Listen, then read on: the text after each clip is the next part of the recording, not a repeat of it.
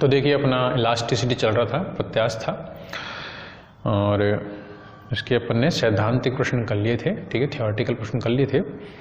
आज इसके न्यूमेरिकल करेंगे अपन, आंकिक प्रश्न। तो क्वेश्चन फर्स्ट देखिए, बोल रहा है निम्न 4 तारे एक ही पदार्थ की बनी हुई है, इन पर समान तनाव बल लगाने पर किसकी लंबाई अधिक बढ़ेगी। तो आपको लंबाई और व्यास दे रखे, ठीक है, और पूछ रहा है कि अगर इन चारों पर समान तनाव लगे तो किसकी लंबाई अधिक बढ़ेगी, यानी डेल एल का मेजर करना है आपको। तो देखिए जहाँ भी आपको बोल दे समान पदार्थ, यानी वाई या ई जो है यंग प्रत्यास्थता गुणांक, वो नियतांक है, और इसका मान अपन लिख सकते हैं एफ अपॉन ए डेल एल अपॉन एल, ठीक है, ये इसका मान होता है। अब सवाल में आपसे साफ साफ बोल रहा है कि ये नियतांक है, पहली चीज़ तो ये तनाव समान है, यानी एफ भी समान है, ठीक है। उसके बाद आपसे बोल रहा है लंबाई और आपको व्यास दे रखे हैं। तो यहाँ से देखिए जो चीज़ समान है वो नियतांक है, ये मान के चलिएगा आप, ठीक है। ये समान है, ये नियतांक, ये समान है, ये नियतांक, ये समान है, ये नियतांक, ठीक है, जो भी आपको दे रखा है। तो यहाँ से आपको लंबाई में पूछ रहा है किसकी लंबाई में अधिक वृद्धि होगी, तो डेल एल जो है वो प्रोपोर्शनल हो जाएगा एल अपॉन ए के, और ए बराबर होता है पाई आर स्क्वायर, ठीक है। तो पाई नियतांक में चला जाएगा तो ये हो जाएगा एल अपॉन आर स्क्वायर। तो जिसके लिए एल अपॉन आर स्क्वायर की वैल्यू अधिकतम होगी, मैक्सिमम होगी, उसी के लिए डेल एल का मान भी कैसा होगा, अधिकतम होगा। तो आप सभी ऑप्शन चेक कर लीजिएगा ए बी सी डी, और सीधे साधा हिसाब अगर आप देखें तो देखिए वो ऑप्शन ढूंढिए जहाँ पर आर की वैल्यू कैसी हो, मिनिमम हो, ठीक है। क्योंकि अगर आप आर को देखें, आर मिनिमम होगा तो अपने आप डेल एल बढ़ जाएगा, क्योंकि देखिए ये स्क्वायर पावर में बढ़ रहा है, ठीक है। तो ऑप्शन ए जो है इसका आंसर होगा, बाकी एक बार आप चेक कर लीजिएगा, ठीक है। आप रख के देख लेना, इसमें एल तो है 50 सेंटीमीटर और आर है 0.5 mm, तो ये वैल्यूज रख के चेक कर लीजिएगा। फर्स्ट ऑप्शन के लिए डेल एल मैक्सिमम आएगा, तो इसका आंसर क्या हो जाएगा, ए हो जाएगा, ठीक है। सेकेंड क्वेश्चन देखिए, बोल रहा है धातु के तार की लंबाई L, त्रिज्या R, इसका एक सिरा दृढ़ आधार से बंधा है और दूसरे सिरे पर F बल लगाने पर लंबाई L बढ़ जाती है, स्मॉल l बढ़ जाती है। अब बोल रहा है इसी पदार्थ के दूसरे तार पर लंबाई 2L, त्रिज्या 2R, F बल जो है 2F है, तो लंबाई कितनी वृद्धि होगी। तो समान पदार्थ है, यानी y1 बराबर क्या हो गया y2, या e1 बराबर क्या हो गया e2, ठीक है। 1 और 2 के लिए वैल्यूज लिख लीजिए यहाँ से, तो ये हो जाएगा F1 L1 अपॉन ए को पाई आर स्क्वायर लिख देता हूँ मैं, ठीक है, और डेल L1 ये हो जाएगा F2 L2 पाई R2 का स्क्वायर और डेल L2, ठीक है। ये जो है ना डेल एल है वो तो है लंबाई में वृद्धि, और एल है प्रारंभिक लंबाई या मूल लंबाई। अब जैसे जैसे सवाल आपको बोल रहा है वैसे वैसे सिर्फ वैल्यू पुट कर दीजिए, आंसर अपने आप ही आ जाएगा आपका।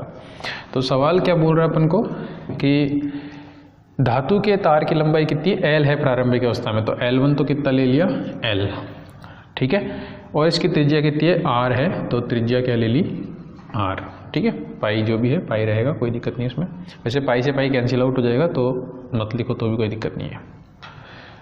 फिर उसके बाद में बोल रहा है कि इसके सिरे पर बल कितना लगा रहे हैं F, और ये बोल रहा है आपसे कि इसकी लंबाई L बढ़ जाती है, स्मॉल l बढ़ती है, तो डेल L की वैल्यू कितनी देर की L, ये मैंने फर्स्ट केस की वैल्यू लिख दी आपके सामने। अब इक्वल टू सेकंड केस की बात करते हैं। सेकंड केस में बल बढ़ाकर कर रहा है 2F, लंबाई बढ़ाकर कर दी 2L, ठीक है, त्रिज्या जो है वो बढ़ाकर 2R कर दी, तो 2R का स्क्वायर करोगे R2 का स्क्वायर, तो कितना आ जाएगा 4R स्क्वायर, ठीक है। पूछ रहा है कि लंबाई में वृद्धि क्या होगी, डेल L2 आपसे पूछ रहा है। तो जो चीज़ कैंसिल आउट हो रही है उसे कैंसिल कर दीजिए,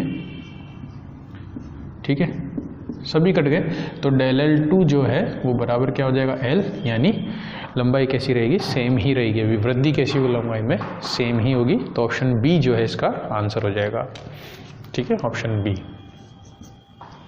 थर्ड क्वेश्चन देखिए, बोल रहा है 10⁻⁻⁶ मीटर स्क्वायर अनुप्रस्थ काट वाले तार की लंबाई में 0.1% की वृद्धि होने से उसमें 1000 न्यूटन का तनाव उत्पन्न होता है, तार का यंग प्रत्यास्थता गुणांक क्या होगा। तो देखिए यंग प्रत्यास्थता गुणांक होता है y, ठीक है, और ये कितना होता है अपने पास, फॉर्मूला ये रहा एफ एल, ठीक है। इसको इस तरह से लिख देता हूँ मैं, क्योंकि इसमें प्रतिशत दे रखा है वृद्धि, तो F/A del L by L. ठीक है, ये एक तरीका लिख दिया मैंने। अब आपको बोल रहा है विकृति जो है 0.1% है, तो 0.1% का मतलब क्या होता है 0.1/100, तो ये आपको डेल एल बाई एल दे रखा है इसने। बाकी वैल्यूज पुट कर लीजिए आप, तो वाई एफ आपको कितना दे रखा है 1000, ए आपको दे रखा है 10⁻⁻6, ठीक है, और डेल एल बाई एल दे रखा है आपको 0.1 इंटू अपॉन दे रखा है 100, तो 100 कहाँ चला जाएगा, ऊपर चला जाएगा आपके पास। तो इसे जब आप सॉल्व करेंगे तो ये 1 10 ऊपर और चला जाएगा और 6 भी ऊपर चले जाएंगे, तो 6 और 6 12, तो 10⁻12 जो है इसका आंसर हो जाएगा ऑप्शन ए। क्लियर? तो ये आपके 3 सवाल हुए।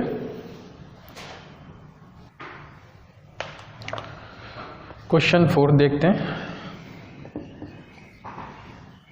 अच्छा, कई बच्चे बोल रहे हैं सर लाइव क्लास, तो देखिए ऐसी बात है, मैं एक इंस्टीट्यूट में पढ़ाता हूँ, तो अगर वहाँ से मैं थोड़ा टाइम मिलता है तो मैं क्लास ले पाऊँगा लाइव, नहीं तो नहीं ले पाऊँगा।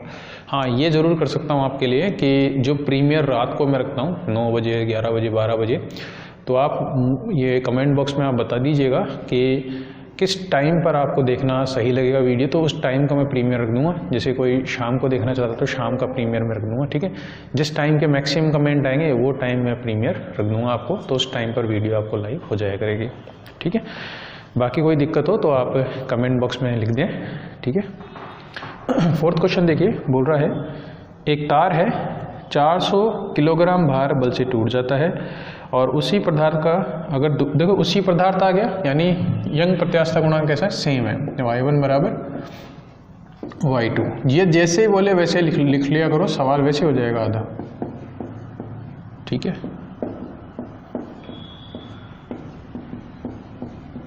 अब देखते हैं आगे क्या बोलता है। तो बोल रहा है कि एक तार है 400 किलोग्राम भार बल से टूट जाता है, लेकिन उसी पदार्थ के दुगने मोटे तार को तोड़ने के लिए आवश्यक न्यूनतम बल क्या होगा। तो यहाँ सिर्फ मोटाई से लेना देना है, न तो डेल एल से लेना देना है, न एल से लेना देना है, ठीक है। अगर लेना देना नहीं है तो आप इन्हें हटा दीजिए या कांस्टेंट मान लीजिए। तो यहाँ पर अपन को सीधा सीधा है F1/A1 बराबर F2/A2, ये अपन को लगाना है। तो देखिए मोटाई का मतलब यहाँ पर क्या है कि आर, त्रिज्या या व्यास आप बोल सकते हैं। तो पहले त्रिज्या आर थी, अब दुगना मोटा हो रहा है तो त्रिज्या कितनी हो जाएगी 2r हो जाएगी, ठीक है। ये इसका मतलब है। तो पहले कितना बल दे रखा है, F1 कितना दे रखा है आपको, मैं लिख देता हूँ इसे यहाँ पे, F1A1 बराबर क्या हो जाएगा F2A2। तो F1 जो है वो तो कितना हो जाएगा आपके पास 400 लगाने पर टूट जाता है, और πr² इसका एरिया मान लीजिए, तो r² मान लिया, ठीक है। अब F2 आपको पूछ रहा है और वापस πr² आएगा, तो मैं इसको क्या मान लिया r2। अब ये बोल रहा है कि इसे दुगनी मोटाई का, तो दुगनी मोटाई का मतलब क्या हुआ 2r यानी 4r²। तो ये कैंसिल आउट आप कर लीजिए, तो F2 बराबर कितना हो जाएगा 1600, ठीक है। तो इसका आंसर क्या हो जाएगा 1600 kg वेट हो जाएगा, 1600 किलोग्राम भार हो जाएगा। नेक्स्ट है 5th क्वेश्चन। बोल रहा है L लंबाई A अनुप्रस्थ काट क्षेत्रफल वाले तार के यंग प्रत्यास्थता गुणांक y है, यदि तार को खींचकर लंबाई में वृद्धि x हो तो किया गया कार्य क्या होगा। तो देखिए जो किया गया कार्य होता है x, किया गया कार्य w होता है, वो होता है अपने पास 1/2 प्रतिबल गुणा विकृति गुणा आयतन, ठीक है। ये इसका सूत्र होता है अपने पास, सीधे साधे अगर अपन देखें तो इसमें जो वैल्यू रख दीजिए। देखिए इसको अपन क्या लिख सकते हैं, सिग्मा को अपन लिख सकते हैं, प्रतिबल है तो इसको y गुणा विकृति भी अपन लिख सकते हैं। तो अब सवाल जिस रूप में आपको आंसर दे रखा है उस रूप में आप इसे लिख लीजिएगा, ठीक है।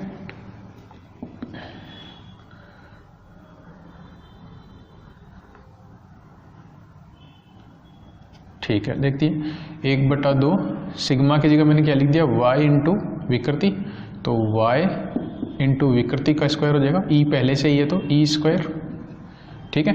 अब वॉल्यूम जो है वो मैंने लिखा एरिया इंटू प्रारंभिक लंबाई, ठीक है, एरिया इंटू लंबाई, ये हो गया 1/2 इंटू y इंटू e² है, तो e² होता है लंबाई में परिवर्तन बटा मूल लंबाई, तो लंबाई में परिवर्तन कितना x का स्क्वायर बटा मूल लंबाई कितनी होगी l², a into L, L से एल कैंसिल हो जाएगा, तो ये हो जाएगा पास y(a)x² बाई 2l, ठीक है। बाकी आप देख लेना यही आएगा। प्रारंभिक लंबाई जो इसने कैपिटल एल दे रखी है तो कैपिटल एल इसे आप ले लीजिएगा। ठीक है, जो भी आपको लंबाई दे रखी है वो लंबाई हो जाएगी इसकी। तो ये आपका आंसर हो जाएगा क्वेश्चन 5 का डी। ठीक है, नेक्स्ट देखते हैं अपन। छठा सवाल देखिए, बोल रहा है एक ही पदार्थ तथा एक ही मोटाई के दो तार यानी y सेम है और थिकनेस यानी d या r सेम है, व्यास या त्रिज्या जिसे आप कहें, कि तारों की लंबाई का अनुपात 1/2 है। अब बोल रहा है ये आपसे दोनों को समान बल से खींचा जाए तो रेखीय विकृति का अनुपात क्या होगा। ठीक है, ये पूछ रहा है आपसे। तो देखिए यंग प्रत्यास्थ गुणांक y बराबर क्या होता है अपने पास FL/A∆L, यानी अगर आप इसे देखें तो L/∆L जो है वो बराबर हो जाएगा AY/FK, या रेखीय विकृति ∂L/L क्या हो गया F/AY। ठीक है, तो यहाँ पर देखिए बल सेम है, क्षेत्रफल सेम है और यंग प्रत्यास्थ गुणांक भी सेम है। तो ये सभी चीज़ सेम है, यानी ये क्या है, नियतांक है, कांस्टेंट है। तो प्रतिबल जो विकृति है वो भी कैसी रहेगी आपकी, नियतांक रहेगी, कांस्टेंट। यानी लंबाई कुछ भी हो कोई फर्क नहीं पड़ेगा, विकृति कैसी होगी, समान ही होगी। तो इसका आंसर होगा C 1:1। ठीक है, नेक्स्ट देखिए 7वां सवाल है। बोल रहा है दो तार हैं A और B, एक ही पदार्थ के बने हैं।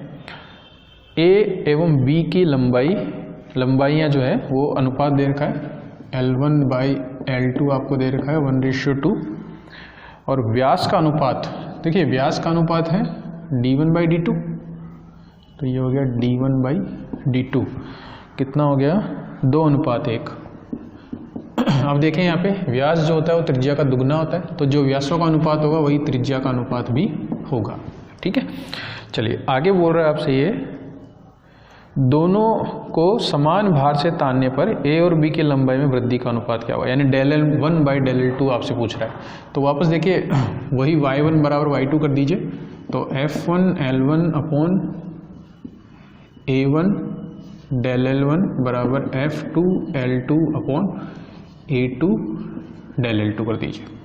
ठीक है, तो आपसे पूछ रहा है समान भार से तानने पर, यानी F1 बराबर F2 दे रखा है तो ये हटा दीजिए।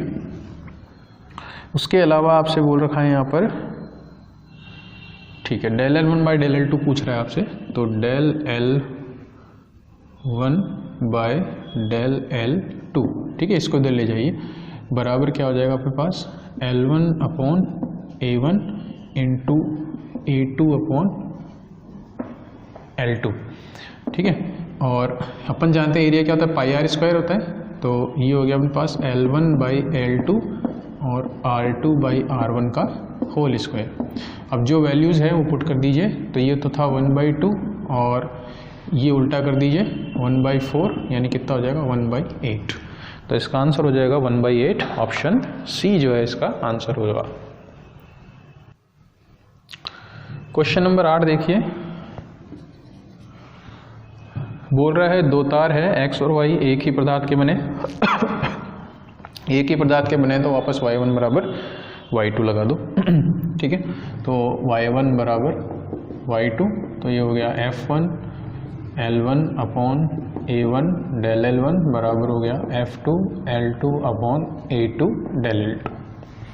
इसके बाद में आपसे बोल रहा है किंतु तार x जो है, ठीक है, ये अपन ने मान लिया x के लिए है और ये अपन ने मान लिया किसके लिए, y के लिए। अब क्या बोल रहा है आपसे कि तार x की जो लंबाई है और व्यास जो है वो तार y की लंबाई और व्यास के दुगने हैं। ठीक है, यानी L1 जो है x के लिए क्या हो गया L1, ये जो है वो दुगनी है किसकी, L2 की, और इसका जो व्यास है वो भी दुगना है किसका, D2 का, तो त्रिज्या भी दुगनी हो जाएगी।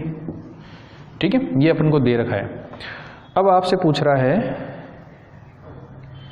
कि दोनों समान भार के अधीन है, यानी F1 बराबर F2 है, तब तार y की लंबाई में वृद्धि तार x की लंबाई में वृद्धि क्या होगी। अच्छा, L2 का रिलेशन पूछ रहा है, ∂L2 का रिलेशन पूछ रहा है ∂L1 में। ठीक है, ये चीज़ है, तो इनमें सारी वैल्यूज आप जो है पुट कर दीजिए। देखिए F1 से F2 कट जाएगा क्योंकि समान है। अब L1 की जगह पुट कर दीजिए 2L2। ठीक है, ये πr² होता है, तो πr1² होगा, तो ये वैल्यू आ जाएगी अपने पास, यानी 4r2 का स्क्वायर इंटू क्या हो गया डेल L1 बराबर F2 कट गया, L2 का L2 लिख दिया मैंने और A2 का R2 स्क्वायर इंटू क्या हो जाएगा डेल L2। तो क्या क्या कैंसिल आउट हो जाएगा इसमें, अपने पास R2 स्क्वायर से R2 स्क्वायर कैंसिल हो जाएगा, L2 से L2 कैंसिल हो जाएगा, इससे 2 कैंसिल हो जाएगा। तो अपन को पता पड़ रहा है कि डेल L2 जो है वो दुगना है किसका डेल L1 का, तो इसमें लंबाई जो है दुगनी तेजी से वृद्धि होगी। ऑप्शन सी जो है इसका आंसर हो जाएगा। ठीक है, नेक्स्ट देखिए 9th क्वेश्चन बोल रहा है 2 मीटर लंबा और 10 की घात -6 मीटर स्क्वायर अनुप्रस्थ काट क्षेत्रफल का तार है।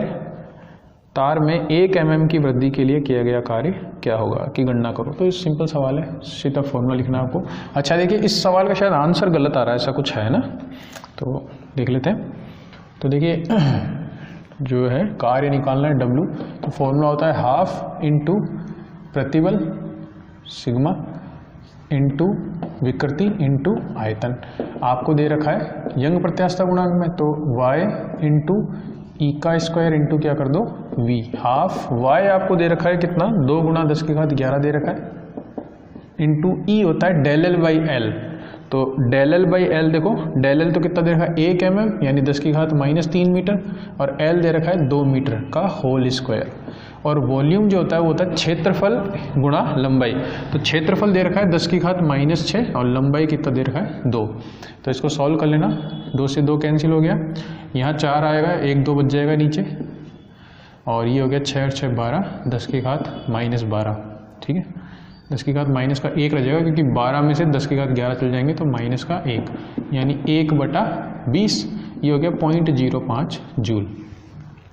किताब में शायद इसका आंसर 50 जूल दे रखा है। ठीक है, वो नहीं आएगा, आंसर यही आएगा। बाकी आप देखो सिंपल कैलकुलेशन, इसमें जोड़ बाकी गुणा भाग भी नहीं है, गुणा ही गुणा है, तो वैल्यू रखनी है आपको और वैल्यू रख के आप चेक कर लेना ये आंसर आता है या नहीं आता, फॉर्मूला यही लगेगा इसमें। ठीक है, अच्छा कई बच्चे पूछ रहे थे सर अपन कई बार तो आयतन ले लेते हैं v और कई बार नहीं लेते हैं।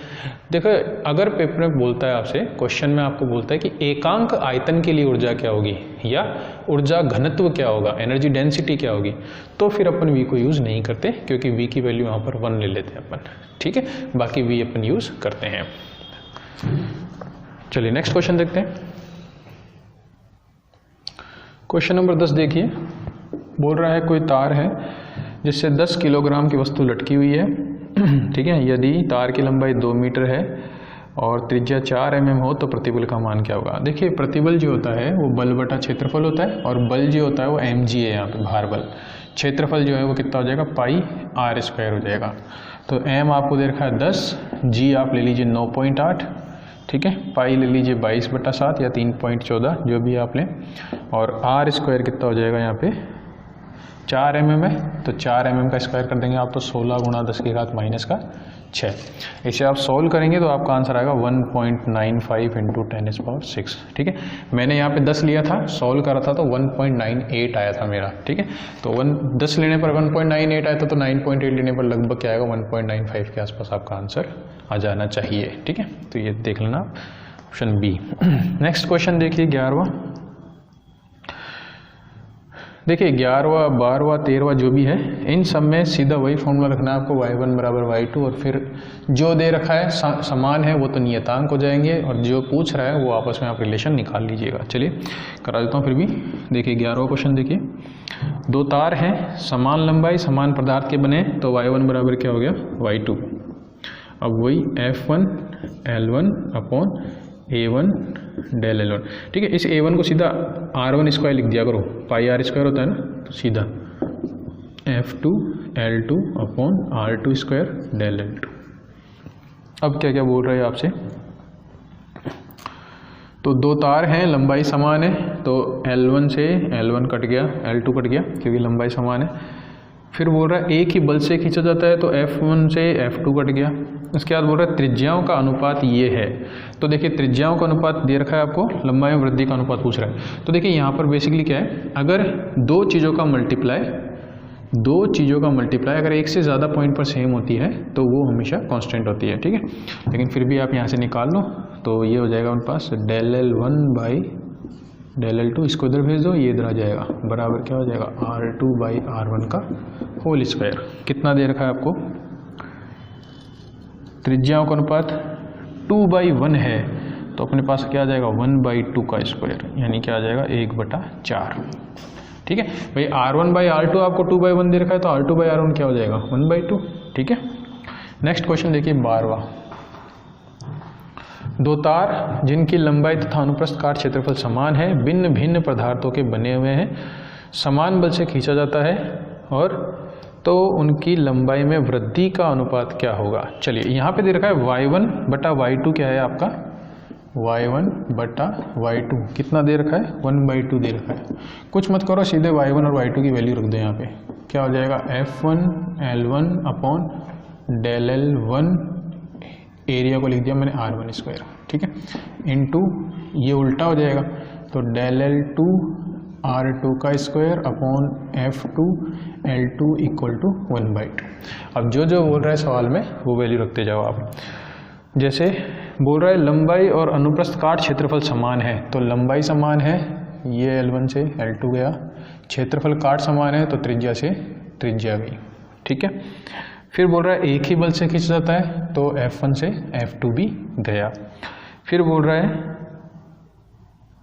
सॉरी 11 क्वेश्चन पढ़ लिया यार मैंने, देखो 12वें क्वेश्चन में है लंबाई समान है, अनुप्रस्थ काट क्षेत्रफल समान है। अच्छा, इसमें भी समान बल ही दे रखा है तो कोई दिक्कत नहीं, भिन्न पदार्थों से बने हुए हैं। ठीक है, तो लंबाई का अनुपात क्या होगा, तो अपने पास बच्चा ही वही है, del 2/del L1 बराबर कितना हो गया, तो 1/2 हो गया। del L2/L1 है, ठीक है, अपन से 1/2 पूछ रहे हैं तो उल्टा हो जाएगा, यानी del L1/del L2 कितना हो जाएगा 2/1 हो जाएगा। ठीक है, ऑप्शन ए इसका आंसर हो जाएगा।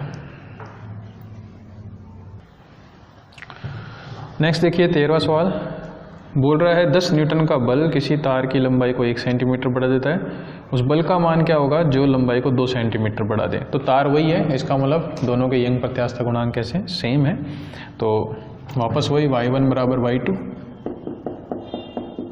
तो F1L1/del L1 A1 बराबर F2L2/del L2 A2। ठीक है, अब आपसे ये बोल रहा है किस किस में पूछ रहा है रिलेशन, एक तो F लगा रहा है और del L, तो F और del L को छोड़ दो, बाकी सारे कांस्टेंट हैं, कट जाएंगे। ठीक है, तो F1 कितना दे रखा है आपको,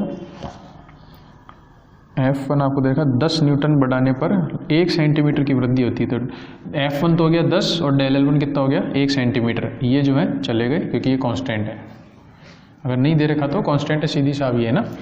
F2 जो है वो आपको पूछ रहा है बल का मान क्या होगा जो लंबाई में वृद्धि कितने कर दे 2 सेंटीमीटर कर दे, तो इसे मल्टीप्लाई कर दो, कितना आ गया 20, इसका आंसर हो जाएगा। अच्छा, कई बच्चे पूछ रहे हैं कि सर इसमें अपन यूनिट लिखें तो कोई फ़र्क पड़ेगा क्या। देखो यूनिट लिखोगे तो भी फ़र्क नहीं पड़ेगा, क्यों, यहाँ सेंटीमीटर है, यहाँ सेंटीमीटर, सेंटीमीटर से सेंटीमीटर कैंसिल आउट हो जाएगा, F2 की वैल्यू क्या आ जाएगी वही न्यूटन में आ जाएगी। ठीक है, चलिए नेक्स्ट क्वेश्चन देखते हैं 14वां सवाल। 6 लीटर जल के आयतन में कितनी कमी होगी यदि इसे 10 वायुमंडलीय दाब पर रखा जाता है। देखिए ये आयतन में कमी वाले, घनत्व में परिवर्तन वाले सवाल मैंने बहुत करवा रखे हैं कोर्स में, फिर भी आप देख लीजिए यहाँ पे। तो बल्क गुणांक जो होता है B, या जो अपन डिनोट करते हैं, बराबर क्या होता है P और del V/V, तो V ऊपर चला जाएगा।